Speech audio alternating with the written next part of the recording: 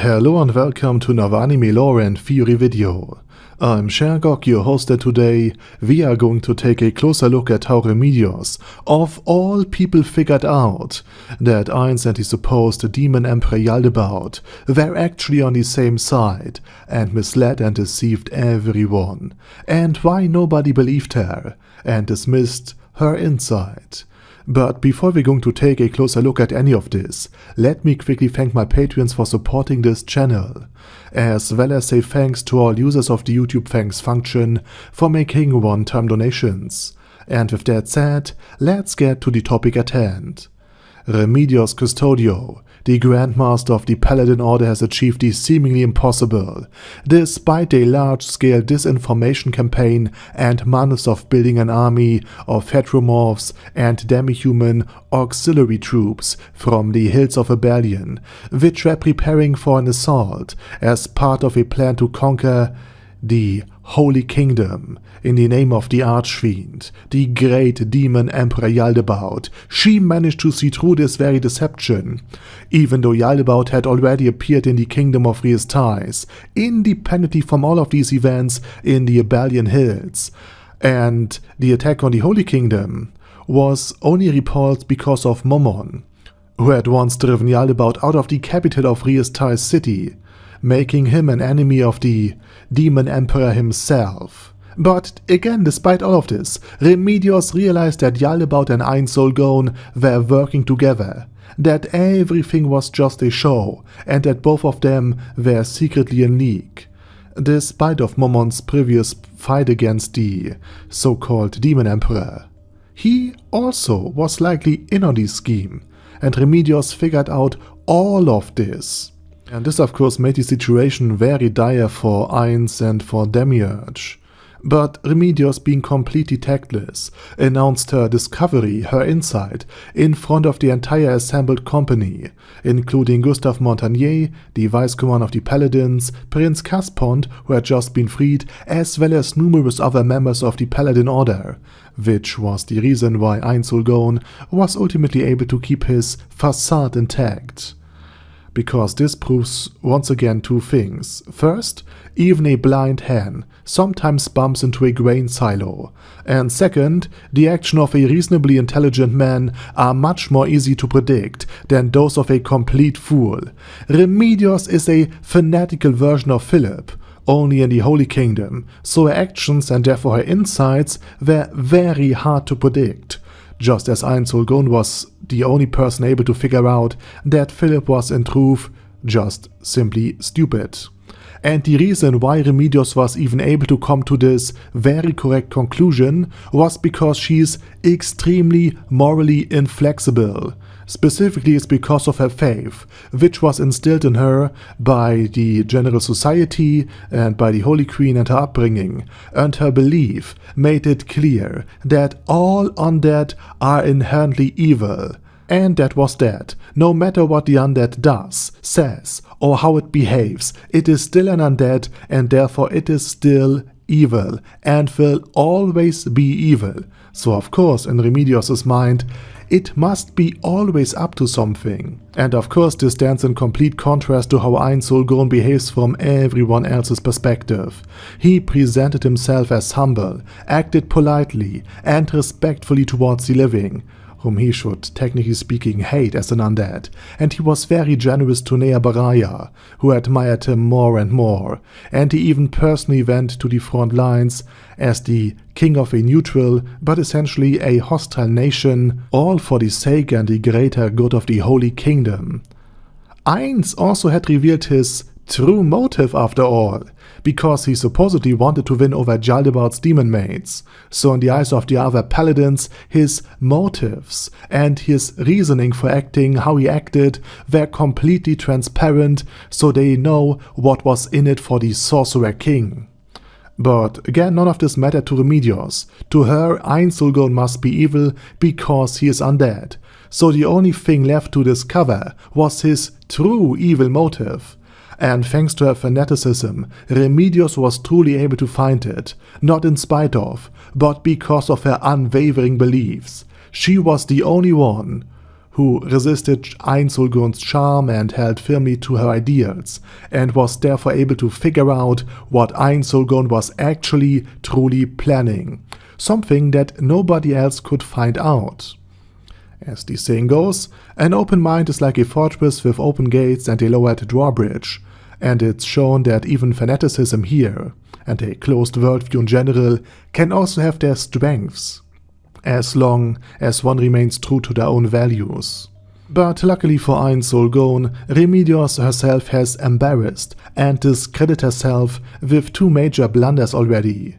Because when the Liberation Army of the Holy Kingdom, which at that time only consisted of a few hundred paladins, attempted to free a large camp of prisoners of war, and civilians for that matter, and initially had great success, it was Remedios who halted the attack, thus endangering thousands of lives in the process, because the leader of the internment camp had threatened the lives of a few children.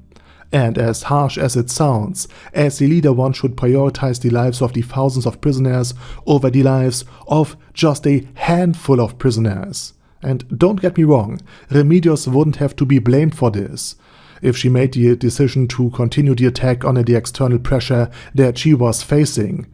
It would have been the best possible decision after all, because the internment camp leader was the one who ultimately threatened the children's lives with his very own action.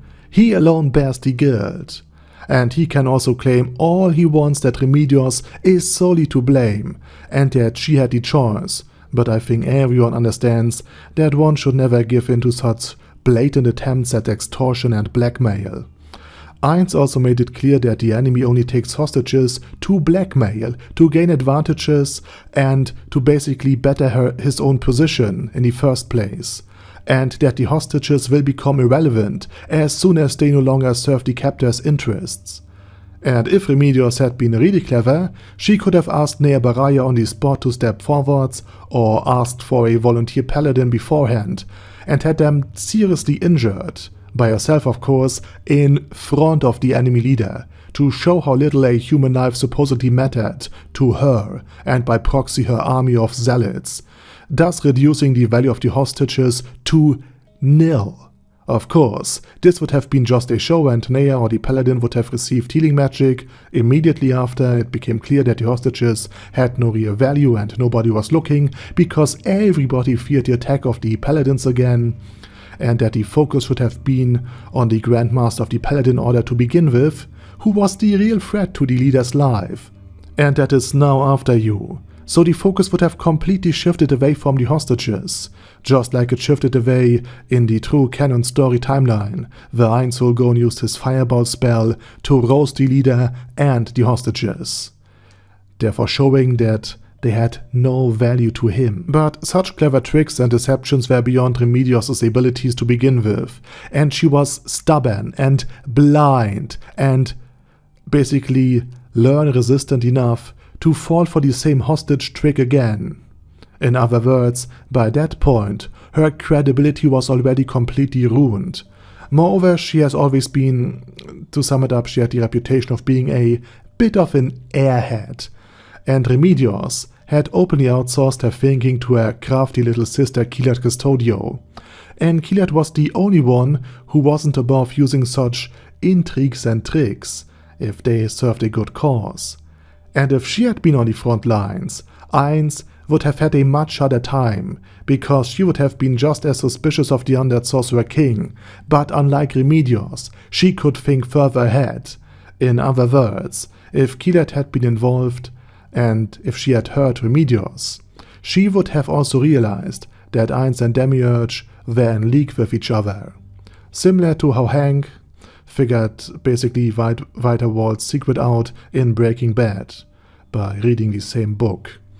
And even that wouldn't have been the end of the world, even if, not Hank of course, but if Remedios had been able to truly figure out that Ainz Ooal Gown were up to something, and if Erklärt had still been around to assist her, because by that time the leadership of the Holy Kingdom had been completely replaced, and Caspont, the prince they seemingly freed, had just been a doppelganger from the very start.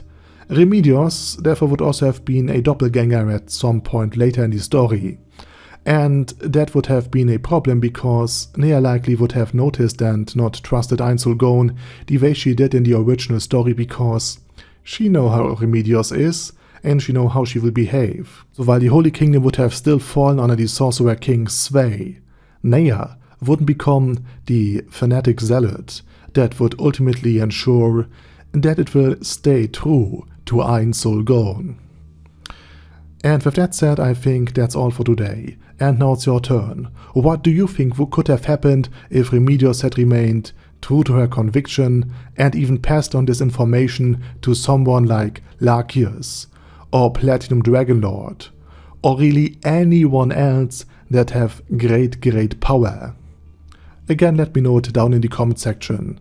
And with that said, please check out my German channel, my fantasy channel, and if you don't want to listen to my voice or accent, but are still interested in the things I have to say, I have made an AI channel, where I use AI voice covers for my video, and the channels are all linked down in the video description. Also, please check out my Patreon if you want to support me beyond just leaving a like or sub. And with that said, thank you very much for watching, thanks to my Patreons for supporting this channel, and special thanks to Ada Daddy Other, ASK, Bad Guy Ye, Bad Burrito 316, Beezer, Ben C, Brandon D, Chrissy, Crowley 0221, Sia, Crystal Prime, Dead Slime, Death is Mercy, Deathless Dragonlord, Demon Xenomorph 1987, Devin Downen, Ding Dong, Dan Pep, Dragonlord Placido Saxophone, Duckwagon, Dunkler Krieger, Dystopia, Dystopia II, Enigmatic Unicorn, Feral Shivan, Guy with That Head, Hector Marino, Hoss, Huster, Jacob G, Jana B, Jason, J. Morris, Chromius, Kyle R, Lee K. Long, Legendarius, Lelouch V. Britannia with a Mustache, Lexus Fox, Lord Nishikian Rai, Lord Touch Me, Loverazer, Merovec, Mr. Shoes, Mr. Tweaker, Michael R, Michael Y, Nope, Oh Hell No, Normal Toad, O'Kill, Overlord General Gasper, Paddy Pantum, Personage, Ruru, Primus 11, Rhinomere, Cune Caracos P, Shergox's Daddy, Shadow Lightning Wolf, Shrine Keeper, Sir Axolotl, Super Tier Magic Batista Bomb, Supreme Cheese, Staris, Ted, Texas Deer, The Orc Warboss, Rock Ed Smasher, T.E. Wang, Vash Hawkeye, Vegito 27, Venture Fanatic, Wilhelm, Zinukai, and Sonagon. Thanks guys. Anyway, have a nice day, and I hope to see you all again soon on my next video.